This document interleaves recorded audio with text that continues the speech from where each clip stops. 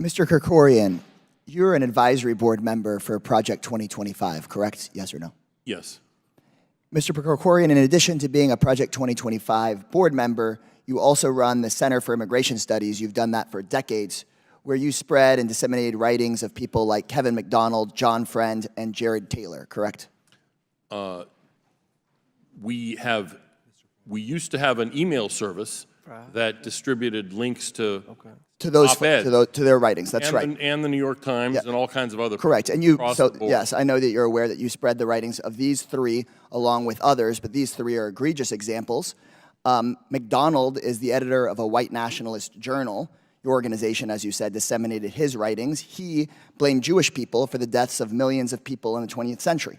John Friend, who you just said you disseminated his writings, is an infamous Holocaust denier. You spread his writings. Jared Taylor stated, quote, and I quote, this horrible quote, that when black people are left on their own, civilization disappears, end quote. That's what he said. You, a Project 2025, you distributed only. You only distributed. Correct. I understand. I'm reclaiming my time, Mr. Chairman. Correct. You only disseminated writings from multiple white nationalists. Reclaiming my time. I'm going to ask you a question, sir. I'm going to ask you the next question. Wrote about immigration. Reclaiming my time, Mr. Chairman. I'd like that time back. So you, a Project 2025 board member, you're stating you did not disseminate, for example, Mr. Taylor, Mr. McDonald, or Mr. Friend's specific quotes here, but you continuously disseminated these white nationalists' writing. One time is a problem. When you do it over and over and over again, it's a pattern. Texas progressive Greg Casar isn't going to let Project 2025 advisor Mark Krikorian slither his way out of this tough line of questioning. And I know you're a Project 2025 board member. Your recent quote from a few years ago where you said, quote, Haiti is so screwed up because it wasn't colonized long enough, end quote. Is that correct? Did you say that? I'm happy to talk about that all you want. You did say it, that's right? I wrote it, yes. You said that. Before Casar really turns up the heat and confronts Krikorian on why this is such a disgusting thing to believe, we can't help but be reminded of this. Now, this follows Governor DeSantis' so-called Stop Woke Act, which forced the rewriting of education standards there in Florida. A controversial part of these new standards is instruction for middle school students to learn, quote, how slaves develop skills, which in some instances could be applied for their personal benefit. Florida students deserve to learn how slaves took advantage of whatever circumstances they were in to benefit themselves and the community of African descendants. You believe this is an important topic that should be taught in schools? So that means they develop skills in spite of slavery, not because of slavery. It was them showing resourcefulness and then using those skills. If this was a different state and the governor wasn't running for president, no one would have said anything about that. There's all the gory details are in all of those standards. And we've made African-American history a priority, and we're going to continue to do that. But we are going to speak the truth, and we're going to fight back. Just yesterday in the state of Florida, they decided middle school students will be taught that enslaved people benefited from slavery. They insult us in an attempt to gaslight us, and we will not stand for it. It's not a mistake that this false notion has gained traction within the Republican Party, only making its deployment more sinister than it already is. And Representative Casar is about to show you exactly how to take on someone who believes this lie. Haiti was colonized as a slave plantation colony. The French colonized Haiti so that slaves would work on plantations. The end of colonization in Haiti was so that the people there would no longer be slaves. So what you're saying, and I read your quote, and anybody watching this online should go read it. What you're saying is it would have been good if they'd stayed colonized, which means that it would have been good if they had stayed enslaved by the French. In the long run, it's one of the in the long run, history. No, people shouldn't have been enslaved a single day. I'm reclaiming my time, Chairman. And they had every right. They had every right to throw the. What French you said out. is that My you would have point wanted them. is, Reclaiming my time. I'm talking now. They would have been freed You 30 said years later, you said, and they would have been in the same situation. You're saying you wanted 30 more years of slavery in Haiti. Reclaiming my time. I did you not. just said it. Honestly, want that. it adds up. You said that they would have benefited from the French influence. In the the French long were run, the ones. like the people in Martinique and Reclaiming my time, Mr. Chairman. I'd like my time back. Please, enslaved. my time. This is my time, Mr. Krikorian. They are much better off. Honestly, now this than all Haiti starts was. to add up. This all starts to add up. You continue to do this, disseminate writings of white nationalists, try to rationalize, for example, Haiti being colonized for 30 more years. You're a Project 2025 board member. In Project 2025, I couldn't figure out why on page 583, it advocates for not allowing racial disparity or gender disparity to be considered discrimination legally anymore. In Project 2025, it eliminates a 50-year-old executive order that prohibits discrimination in federal jobs. On page 586, Project 2025 advocates for Donald Trump to allow businesses to discriminate based on religious beliefs. Before today, I couldn't understand why Trump's Project 2025 could advocate for ending civil rights protections. Why would Trump's Project 2025, I know there's crazy stuff in here, but I couldn't get why it would advocate for ending protections against discrimination. But now I understand. We have Project 2025 board members here who are the directors of groups that the Southern Poverty Law Center has designated as a hate group. We have people that are on the board that developed this who have said, for example, that Haitians would have been better off with more influence from their enslavers. In this exchange between Kassar and Krikorian, what stood out to me was how Kassar's questioning was both strategic and pointed. He didn't just engage in broad rhetoric, he zeroed in on Krikorian's claims, especially around the economic impact of immigration, and effectively dissected them. What I liked most about Kassar's approach was how he remained calm and precise, systematically revealing the contradictions in Krikorian's argument.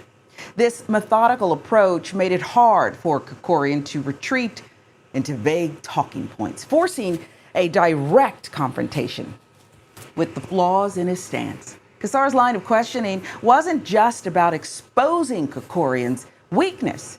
It was also about highlighting a deeper issue with the Republican Party's position on immigration. The fact that Krikorian was brought in as their star witness here underscores how weak and out of touch the anti-immigration arguments are. Kassar demonstrated how their talking points can quickly unravel when faced with basic economic realities, leaving Republicans clinging to superficial or exaggerated claims. You know, this moment really showed the power of straightforward evidence-based questioning and breaking down ideological arguments that just don't hold up under scrutiny. Now, with my time remaining, which I believe should be added, Mr. Chairman, because I was interrupted and I reclaimed that time, I have questions for Ms. Gunasekara. You served as Chief of Staff at the EPA in the Trump administration, correct? Yes. And you've worked with the Trump and his administration to implement your ideas in the past, correct? Yes. You authored Chapter 13 of Project 2025, correct? Yes. So you would support the ideas in Chapter 13 being implemented by the government? I believe they are very good ideas for the next EPA. Yes, you would support those? Yeah. So if Trump was president and he reached out to you and said he wanted to implement your chapter of Project 2025, would you support him in implementing that chapter? Would you say yes? Time's expired, but you can answer that. I gave you 15 seconds. Yeah, I don't. No, they interrupted me for. Well, I'm the chairman of the committee. I decide. I gave you 15 more I'd seconds. like to appeal that ruling, Well, Mr. Chairman. look, you got your time. Answer with the witness. Feel free to answer the question, and then I'm going to recognize Mr. Fry. Yeah, I don't believe he would call me and ask to do that. I'm just curious, and this is yes or no. Is Trump's name ever mentioned in Project 2025? Yes or no? Just yes or no. I got you. Within the document itself, Yes. There are a number of references to the former administration. So is Trump's name mentioned just one time? I believe it's mentioned more. Okay. 5 times. I haven't counted. Well. Turns out, if you look at the document itself, Mr. I have no connection to Project 2025 has quite the hefty connection to Project 2025. And Miss Jasmine Crockett, my queen, light of my life, is here to point that out. Oh, okay. Well, if I told you that his name is mentioned approximately 312 times, would you have any reason to dispute that? I don't have any reason. Okay, thank you very much. So it's interesting that we want to try to pretend. Over 300 times, huh? Yeah. No, there's no way he's involved. And there's no way. He said, I don't know anything about it. I don't know who's behind it. I'm not involved. But he's mentioned over 300 times. Oh, and what's that? Trump's running mate wrote the foreword for Kevin Roberts' book. Who's Kevin Roberts? He's the president of the Heritage Foundation. Who wrote Project 2025? The president of the Heritage Foundation. And your last argument that you have ready to aim right at me or just pulling it back in your slingshot so you can throw it at me is, well, Miranda, just because J.D. Vance knows him doesn't mean that Trump knows him. To which I say... Heritage Foundation president, somebody else doing an unbelievable job. He's bringing it back to levels it's never seen. Dr. Kevin Roberts. And here's how the Heritage Foundation's president described the project, as he literally shared the same stage as Donald Trump. Our Project 2025 has developed a comprehensive policy agenda, but even more importantly, recruiting people, 20,000 people to go into the next administration, hopefully to help take back this country for you and for your audiences. Oop. Yeah, he definitely doesn't know who that man is and has never mentioned him by name and said he's doing a fantastic job. That never happened. So I feel like they might be a little acquainted. You know what I'm saying? Not to mention 140 of the people who had their hand in creating Project 2025 all worked for Trump at one point. So there's that. But he doesn't know who's behind it. He has nothing to do with it. It's not connected to him in any way.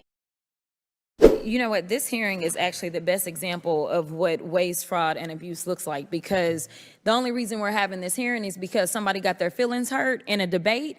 And I don't understand why we're wasting taxpayer dollars. Next time, tell your big boy to show up and be ready to handle the woman in the room who hopefully will become the next president of the United States.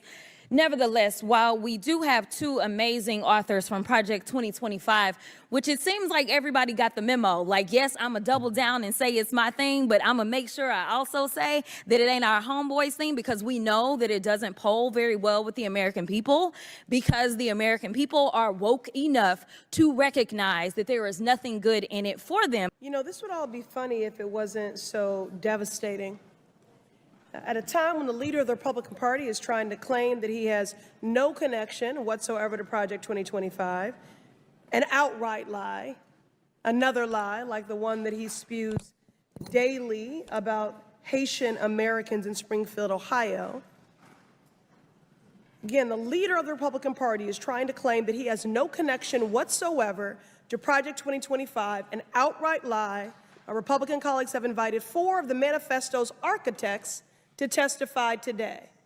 It's clear that despite Trump's numerous ties to Project 2025, to the Heritage Foundation, to the extremism it leans towards, not even leans towards, is unbelievably steeped in, that there is an effort being made to distance him from the project itself because it is so deeply unpopular, even with the conservative side of America, that they know that he will lose the vote if he is entrenched in it, if he is knowingly tied to it by the public. Even Trump called Project 2025 seriously extreme.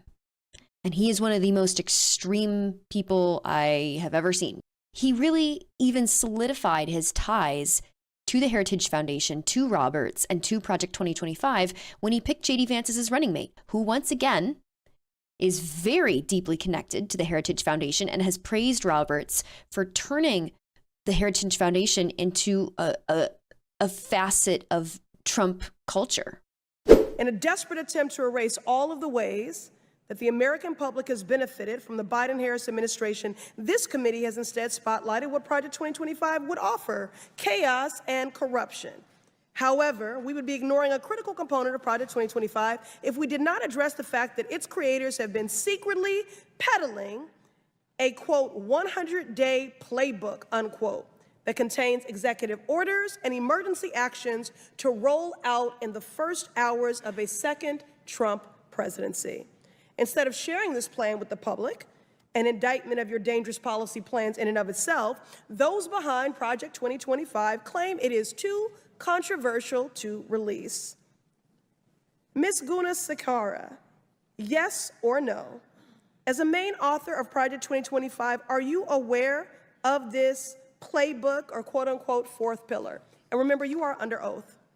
Yeah, and it's online on the website. Can you please detail what exactly it calls for?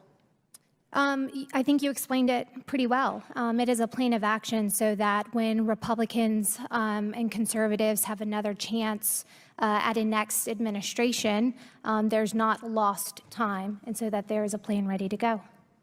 I don't know if that was specific enough. You are under oath. Can you please detail what exactly it calls for, this fourth pillar, this 180-day playbook? Please detail what it calls for. Again, I'd reiterate what I just said, that I think you summarized it quite well. It includes a plan of action on day one so that But you didn't Republicans... say anything, and that's the problem. What is the plan of action? It's to institute a more conservative vision on things that the American people want, because they're experiencing all of these hardships caused by the chaos and corruption of the Biden-Harris administration. It is so extreme and so self-labeled controversial that they won't even state under oath what's in it. It's on the website. You can read it. Anyone can read it. It's on the website. You already summarized it really well. Girl, you were not called to Congress to tell them to go read it from the website. You were called to Congress to answer that question, and you didn't. I mean, historically, Trump has openly supported far-right fascism, literal Nazis in this country. But whatever this is, they won't say on record. That makes me nervous, and it should make you nervous too.